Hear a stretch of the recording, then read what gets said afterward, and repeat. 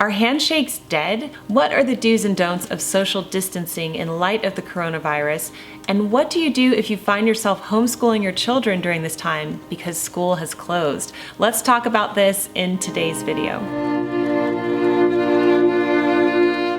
Hi everyone, Jennifer here. Welcome back to the Daily Connoisseur.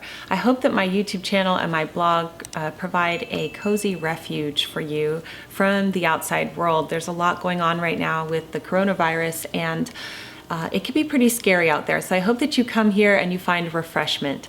In today's video, we're going to talk about handshakes, the new normal after the coronavirus, also some do's and don'ts of social distancing. I'm also going to talk about what to do if you suddenly find yourself homeschooling your children because of school closures. So let's get into all of this in today's video. Okay, so the coronavirus pandemic has really taken me by surprise. I'm sure it's taken all of you by surprise. The way things have escalated in the past few weeks and days and hours even. So the first thing I wanted to talk about was handshakes in wake of the coronavirus. I did a video a few months ago about handshake snubs and the etiquette behind those, and that was kind of a fun video to do.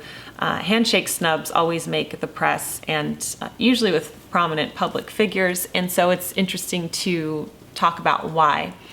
But now in the age of the coronavirus, we are encouraged to not do handshakes and have social distancing from people. So what do we do in this situation? We had somebody come over to the house to assemble some bikes for the kids, and this was right in the wake of this whole coronavirus scare, and the man was just very jovial, and he came right up to me and he put his hand out, and I just shook it because I didn't think about it, and I want to be proper, and I didn't want to give him a handshake snub, basically.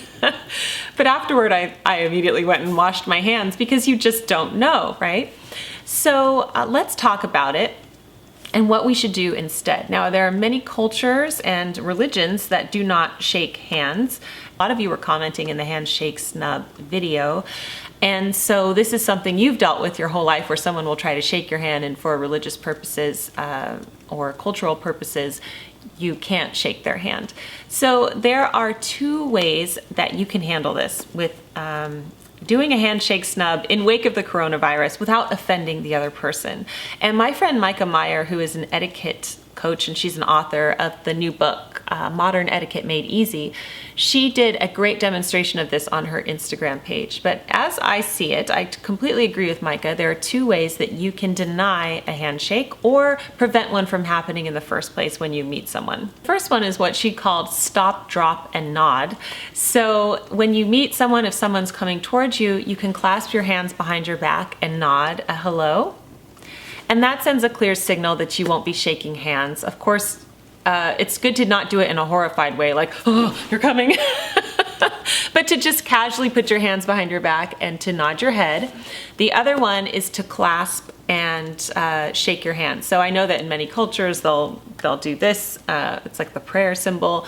But what you could do if people are coming towards you and you're meeting new people is just clasp and shake and maybe do a little bow. So these are just little ways that you could do this. Of course, you can steal from other cultures too.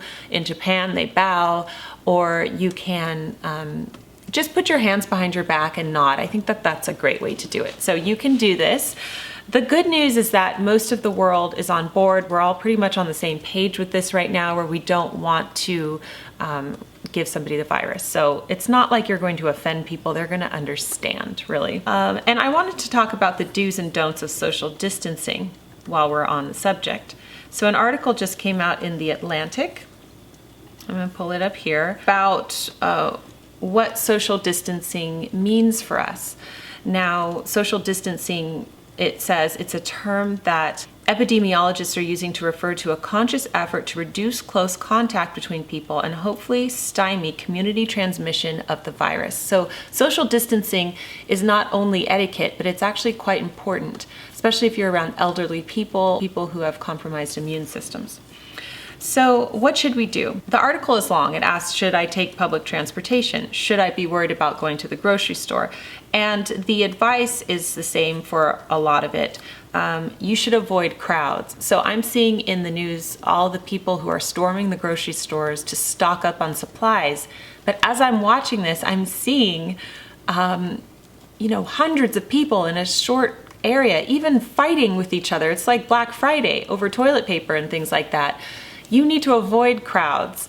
And so if there's any way that you can do that, potentially go in a time where people are not at the grocery store, or have your groceries delivered. That's what I do. I use Instacart and I have my groceries delivered. I don't even go to the grocery store. That is what is advised. So for public transportation, of course, avoid it if possible, they are saying in the article, but if you have to take it, follow good respiratory etiquette. If you have to cough, cough into your elbow, not into your hand, and then touch the pole. So these are all things that are pretty common sense.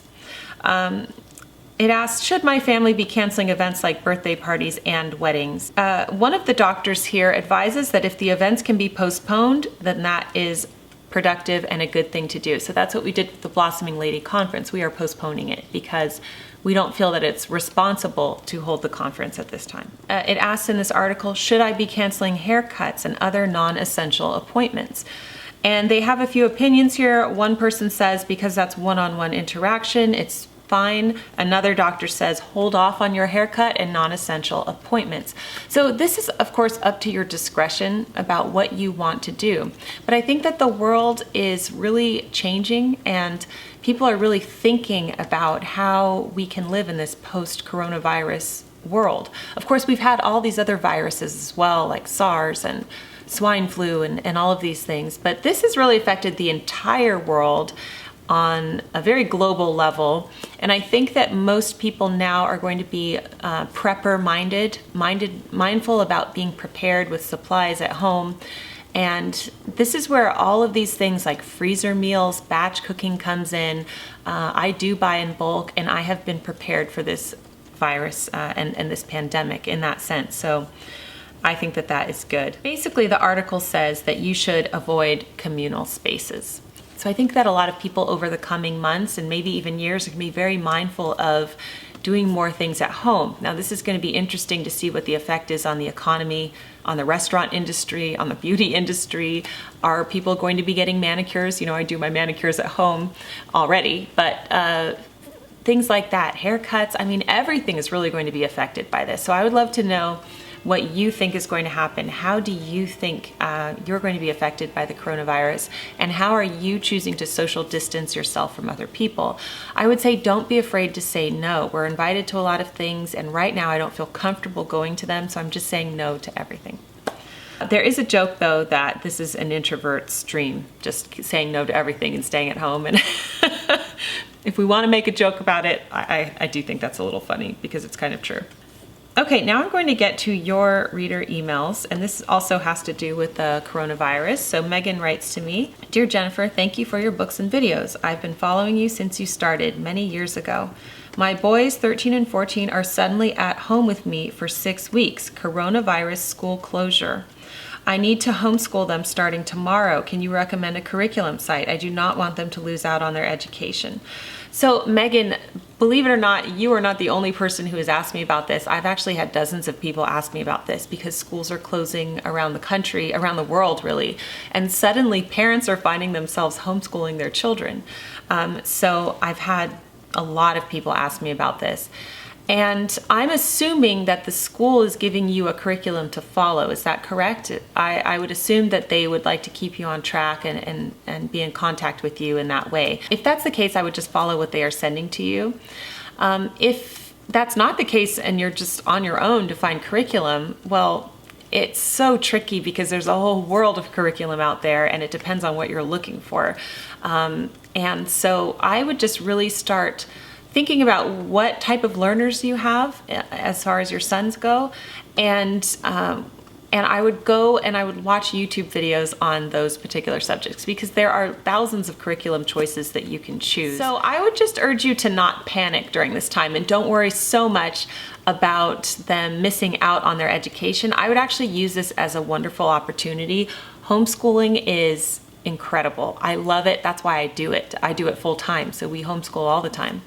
And I want you to not panic in this situation and worry about getting facts in their brain, but more enjoy this unique situation where you get to homeschool your children. And so maybe even do a unit study during this time where you say, all right, boys, what would you like to learn about? What do you want to know? Do you want to know about the colonists? Do you want to know, what are they interested in? And put together a curriculum based off of that. And I'm advising this because you only have a short time in which you're doing it. Some people have 2 weeks school closure, some people have 6 weeks. This is the perfect time to do something like that and to just really enjoy learning.